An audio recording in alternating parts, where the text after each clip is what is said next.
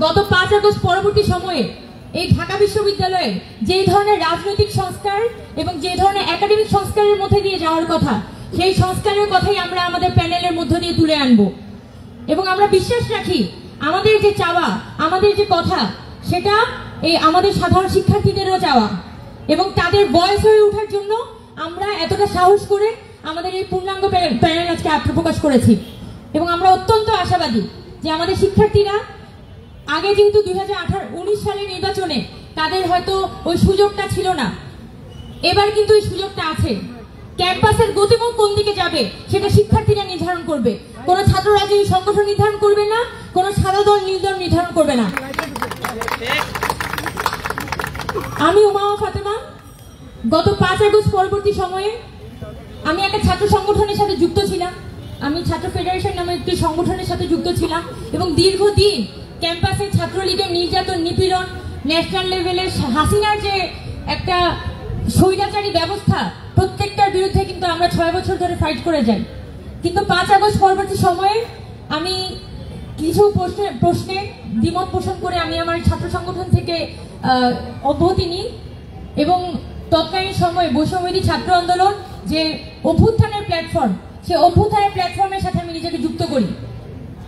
কিন্তু দুঃখজনক হোক বা যাই হোক, এই অভ্যুত্থানের প্ল্যাটফর্মের মধ্যে দিয়ে আমরা সবাই ওই পরিবর্তনের আকাঙ্ক্ষাটা ছিল বলে ওই অভ্যুত্থানের প্ল্যাটফর্মের সাথে আমি নিজেকে যুক্ত করেছিলাম এবং অত্যন্ত গুরুত্বপূর্ণ একটি পদে আমি আসীন ছিলাম। এবং আমি প্রতি মুহূর্তে এই বাংলাদেশের আকাঙ্ক্ষা, বাংলাদেশের অভ্যুত্থানের আকাঙ্ক্ষা, বাংলাদেশের জনগণের চাওয়া, সেটা টক শো হোক, মিডিয়া হোক, বা সেটা সভা সেমিনার হোক বা রাজপথ হোক, প্রতিটা জায়গাতে আমি বলে যাওয়ার চেষ্টা করেছি। এবং যখন আমি দেখেছি যে আসলে সম্ভব হচ্ছে না, 5 আগস্ট পরবর্তীতে যে পরিবর্তনের স্বপ্ন আমরা দেখছি সেটা নানানভাবে আসলে পকেটভুক্ত হচ্ছে, তখন আমি আসলে থাকতে পারিনি। আমি এই প্ল্যাটফর্ম থেকে বের হয়ে আসি এবং পুনরায় আমি যে একটা জার্নির মধ্যে ছিলাম, যে সংগ্রামের মধ্যে ছিলাম, আজকে সেই 5 আগস্ট পরবর্তী সময়ে আজকে 1 বছর পর আমি একই সংগ্রামের মধ্যেই আছি। এটাই প্রমাণ করে যে বাংলাদেশকে এখনো অনেক অনেক দূর হাঁটতে হবে। এই জুলাই অভ্যুত্থানের মধ্য দিয়ে যে আকাঙ্ক্ষিত পরিবর্তন আমরা আশা করেছিলাম, সেই আকাঙ্ক্ষিত পরিবর্তন এখনো পর্যন্ত আমরা পাইনি। এই পরিবর্তনের দিকে এই ক্যাম্পাসকে, এই দেশকে আমাদের নিয়ে যেতে হবে এবং সেটার সূচনা হতে হবে এই ঢাকা বিশ্ববিদ্যালয়ের ডাকসু নির্বাচন থেকে।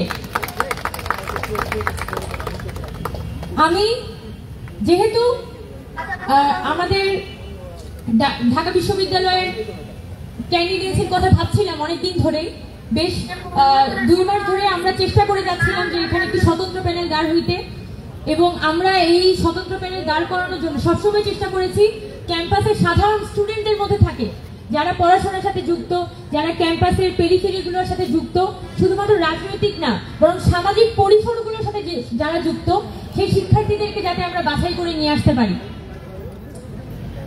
এটার পরবর্তীতে গত 2 মাস যখন আমরা নানানভাবে এই প্যানেলটি নিয়ে চেষ্টা করছিলাম, তখন আমাকে নিবৃত্ত করার জন্য, সাবোটেজ করার জন্য অনেক ধরনের প্রচেষ্টা হয়েছে।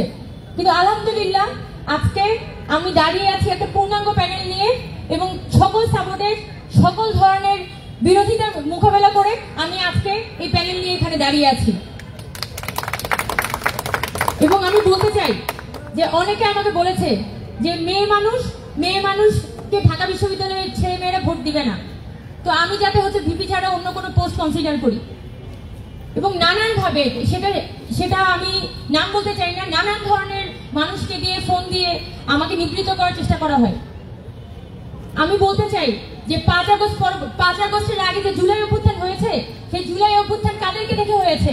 যেদিন 15 জুলাই এখানে সাধারণ যে মেয়েরা, তারা যখন ছাত্রলীগের হাতে মার খাচ্ছিল, তখন তো সেই মেয়েদেরকে দেখে বাংলাদেশের মানুষ নেমে আসে।